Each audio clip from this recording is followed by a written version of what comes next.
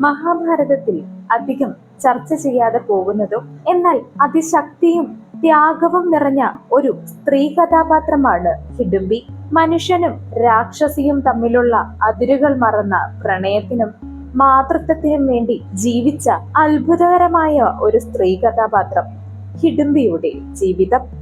ഹിഡുംബി ജനിച്ചത് രാക്ഷസ വംശത്തിലാണ്. അവളൊരു ശക്തമായ അസുര വംശത്തിൽ പിറന്നു എന്ന് വ്യാസൻ തന്നെ വിശദീകരിക്കുന്നുണ്ട്.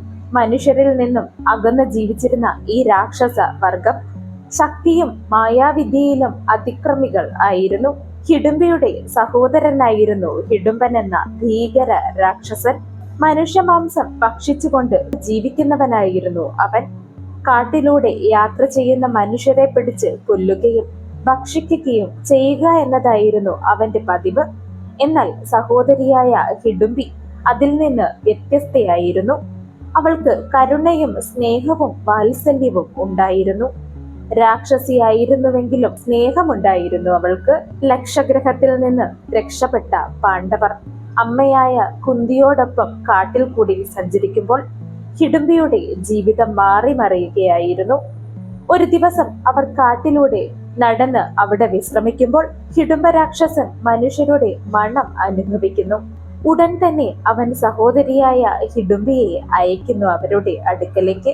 അവരെ പിടിച്ചുകൊണ്ട് വരിക, ഞാൻ അവരെ ഭക്ഷിക്കും എന്ന ഉത്തരവോടെ അവളെ പറഞ്ഞു വിട്ടു. ഹിഡുംബി അവിടെ എത്തുമ്പോഴേക്കും അവൾ ആദ്യം കാണുന്നത് മഹാബലവാനാകുന്ന ഭീമനെ ആണ്. ഭീമന്റെ രൂപവും ധൈര്യവും ശക്തിയും കണ്ടപ്പോൾ അവൾ ആദ്യ നോട്ടത്തിൽ തന്നെ അവനോട് പ്രണയത്തിലാകുന്നു. രാക്ഷസിയായിരുന്ന ഹിഡുംബിയുടെ ഹൃദയം ആ നിമിഷം തന്നെ മാറുകയായിരുന്നു.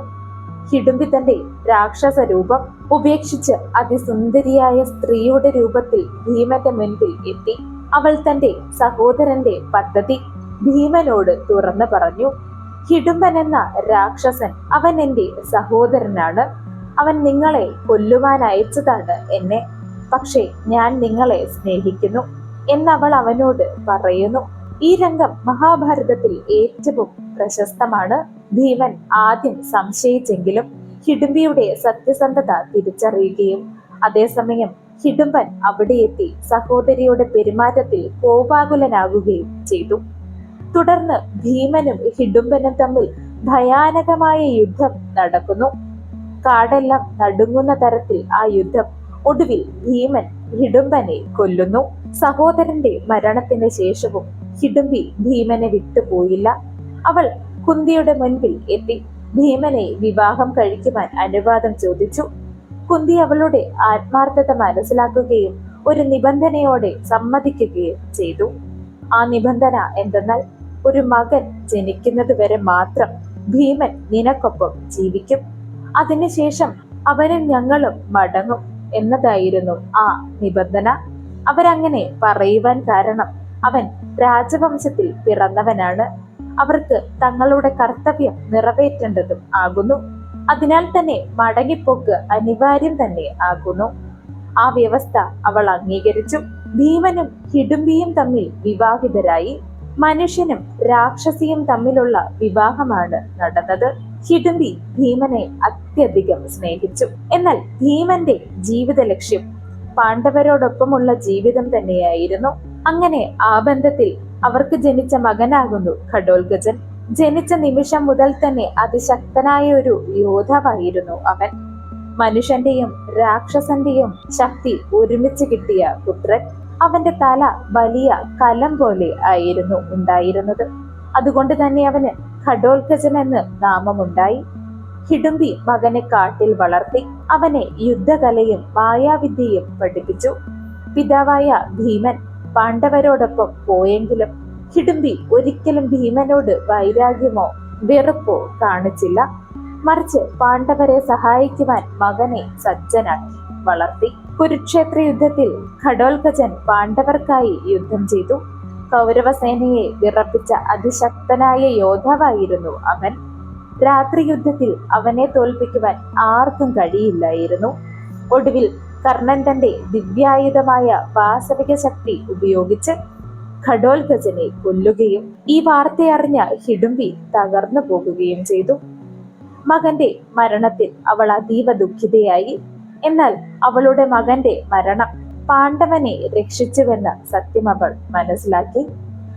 ഹിഡുംബിയുടെ മുൻജന്മത്തെക്കുറിച്ച് പുരാണങ്ങളിൽ പറയുന്നത് പ്രകാരം അവൾ മുൻജന്മത്തിൽ ദേവലോകത്തെ ഒരു സ്ത്രീയായിരുന്നു. ശാപത്തെ തുടർന്ന് രാക്ഷസിയായി പുനർജനിച്ചു. മറ്റു ചില പുരാണങ്ങളിൽ അവൾ പാർവതി ദേവിയുടെ അനുഗ്രഹം ലഭിച്ച സ്ത്രീയായി കണക്കാക്കുന്നു. ഹിഡുംബിയുമായി ബന്ധപ്പെട്ട ശാപകഥകളും വിവിധ പ്രദേശങ്ങളിൽ പ്രചരിക്കുന്നു.